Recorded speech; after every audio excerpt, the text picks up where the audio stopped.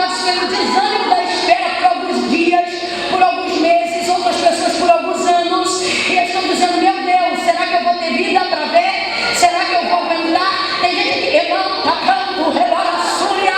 Tem gente que falou com Deus: olha, eu já estou de cabelo branco. E se eu te disser, meu irmão, que não tem cabelo branco, não tem ruga que vai roubar de você a alegria de vida.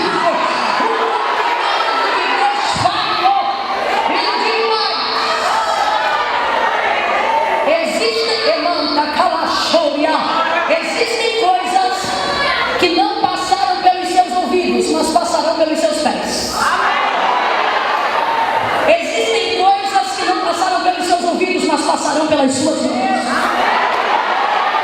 Existem coisas que não passarão pela sua audição, mas passarão pela sua boca. Existem coisas que não passarão na sua voz, mas passarão na sua pele, passarão no seu corpo, passarão nos seus cabelos. Não está vendo o que você está dizendo? O Senhor está dizendo: eu tenho coisas que eu te disse e coisas que eu vou fazer porque te disse, mas também tenho coisas que não te disse, vou fazer porque sou Deus. Você não vai ouvir, mas vai sentir.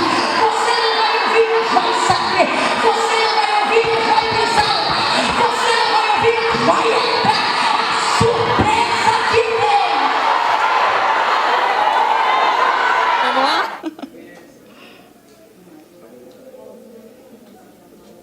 Ok?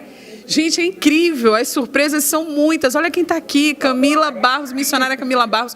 Bom, a gente sabe que falar de Jesus é uma coisa extraordinária, maravilhosa. E quando a gente conhece de perto mulheres que são influenciadoras aí nessa geração, que estão falando de Jesus o tempo todo, que batem nessa tecla de ser virtuosa, o que a gente quer? A gente ouvir cada vez mais. É isso que nós queremos hoje. Como é para você caminhar pelo Brasil todo? O mapa do Brasil todo assim já está todo traçadinho lá com as suas pegadas. Como é isso, Camila? É maravilhoso, é incrível, é inexplicável, né? Quando você falou sobre o mapa do Brasil e ter as minhas pegadas, é impressionante. Rapidamente, minha mente lembra-se das promessas de Deus e automaticamente lembra-se de como Deus é fiel, né? Então, poder trafegar pelo Brasil é ter a lembrança, a certeza de que o Senhor é cumpridor de todas as promessas. Eu tenho até um jargão que já anda comigo, eu digo para as pessoas: quando Deus te fizer uma promessa, acredita, porque Ele é muito fiel, muito fiel. Que coisa maravilhosa. Olha, gente, estou um pouquinho emocionada, porque é muita unção, assim. Não, porque lá fora, no mundo, as pessoas têm ídolos, né? Elas começam a idolatrar as pessoas. Aqui não, aqui nós temos exemplos. Mulheres que realmente fazem a diferença. Eu chego a me arrepiar. Mulheres que fazem a diferença na nossa geração. E você é uma mulher dessa. Nós estamos vivendo momentos difíceis, momentos realmente de posicionamento firme. Como é que você vê essa coisa do feminismo, do papel da mulher dentro da igreja? Você encontra resistência? A gente até acha que não, mas conta pra gente, você encontra resistência no seu ministério por ser mulher ou você vê a mão de Deus operando e pronto? Eu não posso dizer que não vejo uma resistência, ela é real, porque assim, ainda é muito novo. Eu costumo dizer que Jesus foi o primeiro revolucionário da história que deu vida, vez e voz para as mulheres. Nunca antes na história da humanidade, quando eu falo história, eu estou falando história com H, não estou falando apenas no que a gente conta como história dentro do cristianismo, estou falando a história da humanidade. Nunca antes na história da humanidade as mulheres tiveram tanta vida, tanta voz e tanta vez. Jesus foi o primeiro grande revolucionário que permitiu-se, em primeira instância, ser sustentado pelas mulheres. Sustentado de verdade. Judas, como tesoureiro do ministério de Cristo, poderia administrar, mas quem dava o suporte, quem dava o sustento e quem se permitia o sustento era o próprio Jesus.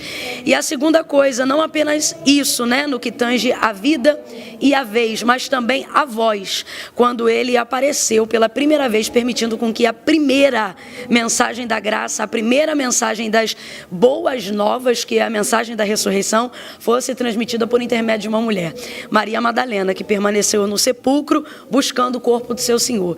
E aí ele disse: vá, meus irmãos, e conte essas boas novas. Diga para eles que eu não morri, eu ressuscitei, eu estou aqui.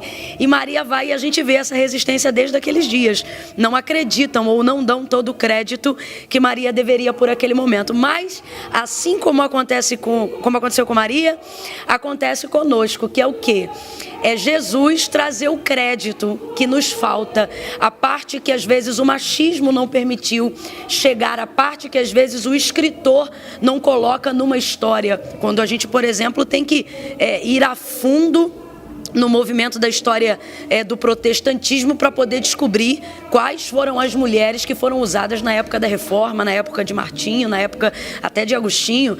Então, a gente vê que as mulheres ficam às vezes como um pano de fundo, mas aí vem o Senhor e acredita através de ações que Ele mesmo, né? Ele que fala, Ele que respalda. Eu me lembro que, num primeiro momento, não deram todo o crédito para Maria. E logo em seguida, Jesus aparece na sala no meio deles. Então, a gente vê Jesus compensando diariamente isso.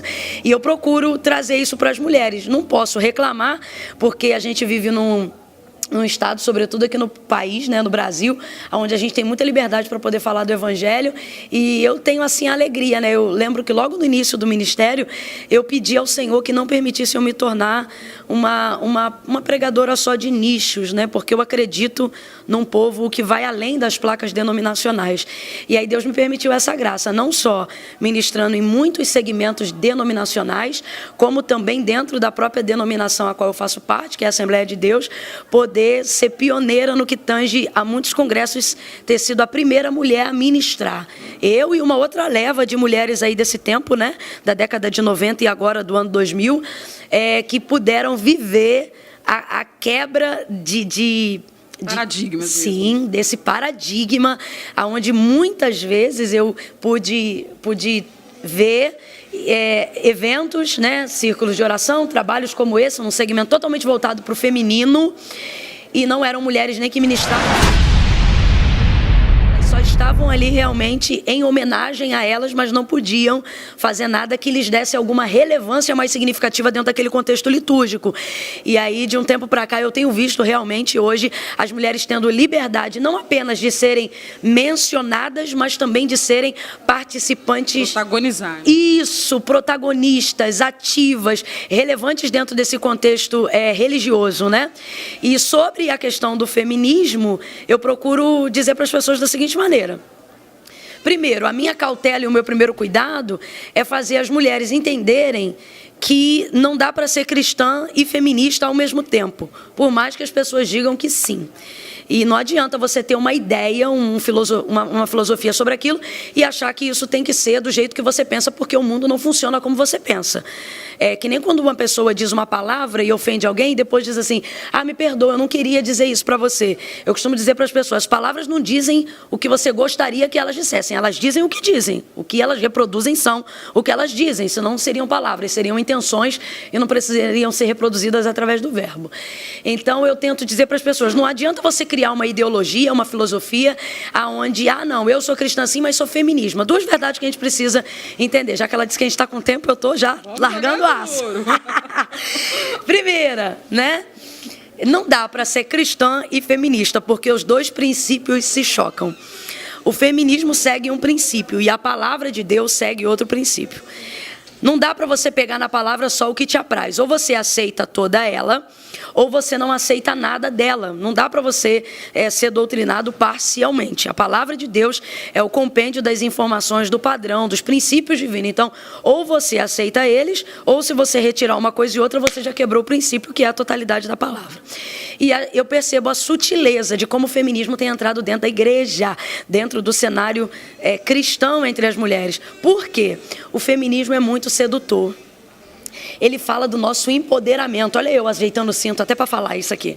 Né? Fala do nosso empoderamento, da oportunidade que a gente nunca teve, né? Da nossa relevância dentro da sociedade. Nunca antes na história da sociedade, antes de Cristo, a mulher teve tanta relevância na área econômica, na política, na social, em diversos segmentos. E aí, sem perceber, isso vai entrando dentro da igreja.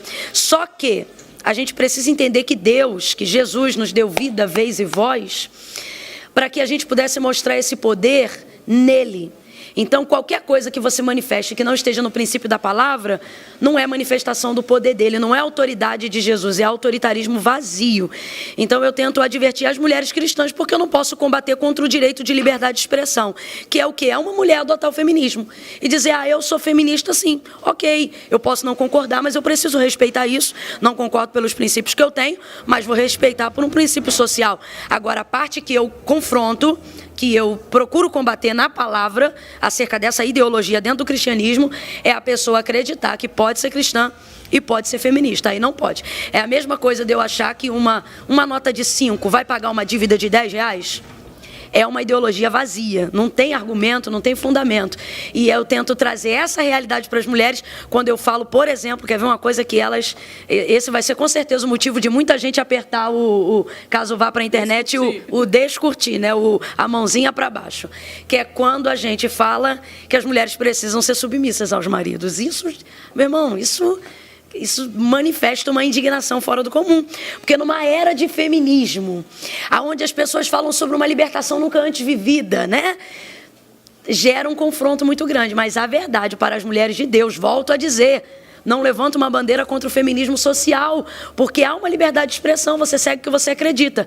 Só não posso, como um agente em defesa da fé, testemunha do evangelho, permitir que isso entre dentro das igrejas como se as duas coisas pudessem coadunar, corroborar, viver juntas. Não pode. Então, as mulheres de Deus, é necessário ainda obedecer os princípios da palavra de Deus, a vontade de Deus e o que Deus revelou aos seus profetas. Que maravilha de entrevista, gente. Então não há convergência entre o feminismo e a mulher cristã que realmente quer seguir os princípios bíblicos. Gente, é uma maravilha conversar com a Camila. Nós vamos curtir um pouquinho mais do Virtuosa, mas antes tem uma pergunta só. De onde vem essa sabedoria toda?